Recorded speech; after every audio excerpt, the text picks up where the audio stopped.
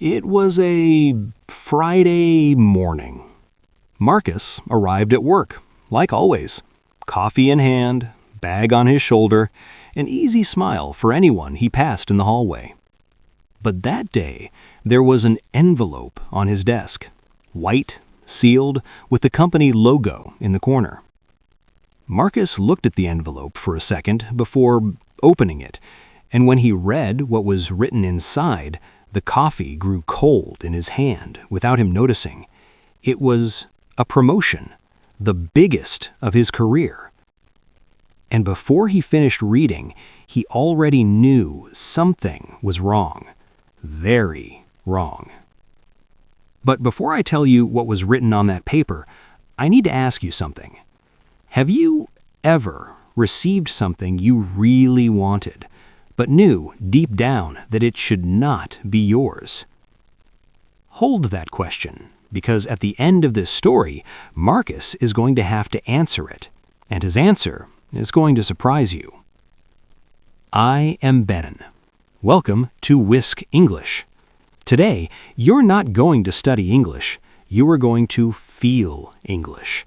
You are going to step inside a story, meet real people, feel the weight of an impossible choice, and along the way, you are going to absorb new vocabulary, natural pronunciation, and everyday phrases without even noticing. That is how language truly enters. So, relax. The story continues now. Marcus Allen was 34 years old and had spent 8 years working at the company. 8 years in the same place, the same desk, the same floor, doing work he enjoyed with people he respected. It was not a glamorous life. It was a good life, and Marcus knew the difference. He was a sales analyst, good at what he did. Organized, punctual, the kind of employee who delivers before the deadline and does not complain when the deadline changes. His reports were clean. His presentations were clear. His numbers were consistent. But there was one thing Marcus did not have that David had. David Park was 41 years old and had spent 7 years working at the company, one less than Marcus. Hair starting to go gray at the sides, a smile that took its time to arrive, but that, when it did, changed the entire tone of the room. David was the kind of person you did not notice immediately. He was not the tallest, not the loudest, not the one in the party photos with his glass raised, but he was the one who stayed after everyone else left to finish the report. He was the one who remembered the name of the client's son. He was the one who taught without being asked. It was David who taught Marcus how to present to the board of directors. It was David who showed Marcus how the company's internal system worked. It was David who, in Marcus's second month at the company 8 years ago, sat beside him on a Thursday afternoon and said, "You were doing this wrong. Let me show you," and stayed for 2 hours, showing him, asking for nothing in return. Marcus never forgot that. What Marcus also knew, because David had told him during one of those long end-of-day conversations, was that David was divorced, that he paid child support for 2 sons, that the salary from this job was what held everything together: the boys' school, the health insurance, the rent on the small apartment David had moved into after the divorce and called, without bitterness, my place. And it was exactly because of all that when Marcus opened the envelope on that Friday morning, he felt his stomach turn, because the promotion was for the position David had been waiting for 2 years. Marcus closed the envelope. He looked at David's chair. It was empty. David had not arrived yet, and Marcus stood there, paper in hand, thinking about something no one should have to think about on a Friday morning. He had to make a decision, and he had to make it fast. At 10 in the morning, Marcus was called to the director's office. His name was Gerald Webb, 55 years old, dark blue suit. His office was extremely organized, well decorated, with a desk that seemed it had been bought specifically to intimidate. Gerald is the kind of man who does not ask how you're doing because he genuinely wants to know, but because it's what you do before saying what you actually came to say. Marcus sat in the chair on the other side of the desk. Gerald smiled. "You saw the envelope?" "I did." "And?" Marcus took a deep breath. "I want to understand a little more before I answer." Gerald tilted his head slightly, as if the sentence had been interesting. "Understand what, exactly?" "Why me and not David?" Gerald's smile did not disappear, but it shifted slightly, became a little more controlled. "David is an excellent professional, but you have a profile that fits better with what we're looking for in this position." "What profile?" "More dynamic, more adaptable." Marcus looked at Gerald for a long moment. Dynamic and adaptable were nice words, but Marcus had worked in that place long enough to know what they meant when they came out of Gerald Webb's mouth. They meant younger. They meant cheaper. They meant that David, with 7 years at the company and a salary built up over time, cost more than Marcus would cost in the new role. "Will David stay at the company?" Marcus asked. A small pause. Too small. "We are evaluating the team structure." Marcus understood. David was not staying. And David's sons, the child support, the school, the health insurance, the small apartment he called my place, all of that passed through Marcus's mind in less than 3 seconds. Marcus walked out of the meeting with the envelope in his hand, and David waiting outside holding 2 coffees and a smile that had no idea what was about to happen. And Marcus looked at his friend, at the 2 coffees, at the smile, and said something that was not a lie, but was not the whole truth either, because sometimes the cruelest thing we do is not lying. It is choosing what to leave out. That weekend, Marcus could not sleep properly.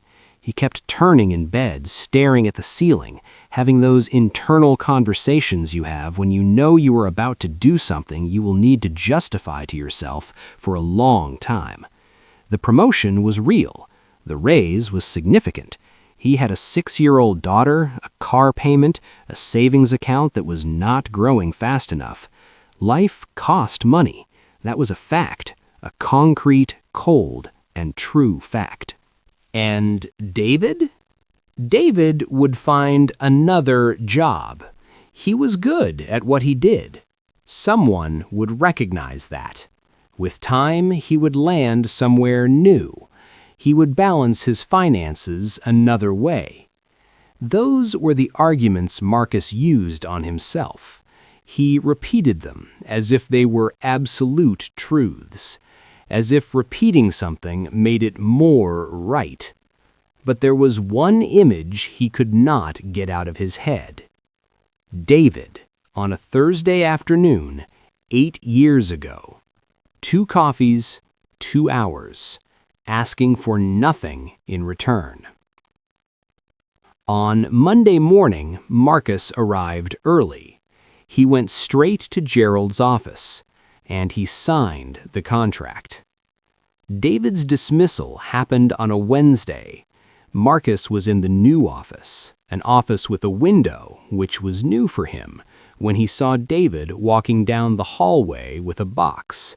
The box people carry when they are leaving. With the coffee mug, the picture frame with the photo of his 2 sons, the phone charger, the small things that turn a workplace into a place. The 2 men looked at each other through the glass. David stopped for a second. There was no anger on his face, no visible hurt. There was something harder to bear than anger or hurt. There was understanding, as if David understood exactly what had happened, exactly what choice Marcus had made, and had decided, somewhere between the dismissal meeting and that hallway, not to hold a grudge. David lifted his chin slightly, a silent goodbye, and kept walking. Marcus stood in the new office with the window and the view and the new title, and he felt something that the salary increase was not going to fix. Something that has no exact name, but that anyone who has ever made a choice like that knows very well. It is the weight of having done what was convenient and knowing it. The following months were good professionally. Marcus was good in the new role. He delivered. He grew. His numbers were excellent. But there was an empty chair on the floor, and Marcus knew which one it was. 8 months after the promotion, Marcus received a message.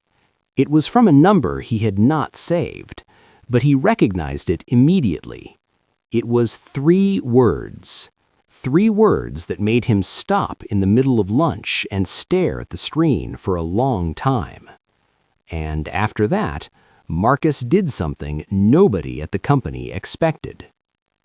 The message was from David. "I started my own company. It is going well. Thank you for everything I learned working with you." Marcus read it 3 times. 4. He sat there with the phone in his hand, thinking about how generous that sentence was. Generous in a way that hurt, because David was not being ironic. David was being David, the same David who had stayed for 2 hours teaching a new analyst on a Thursday afternoon, asking for nothing in return. Marcus typed a reply, deleted it, typed again, deleted again. In the end, he sent only, "Can I call you?" David replied in seconds, "Of course." The conversation lasted 42 minutes. Marcus had not planned what he was going to say. There was no script. There were just 2 people who had worked together for 7 years, who had shared coffees and reports and difficult projects, having a conversation that should have happened much sooner. Marcus apologized. Not in an elaborate way, not with long justifications. He simply said, "I knew what was happening, and I chose to do nothing. That was not right." On the other end of the line, David was quiet for a moment, then said, "I know, but I also know you have a daughter and that things are not simple." "They are not, but they could have been more honest." "Yes," David said, "they could have been." There was a pause. Then David said something Marcus did not expect. "You know what was hardest? It was not losing the job.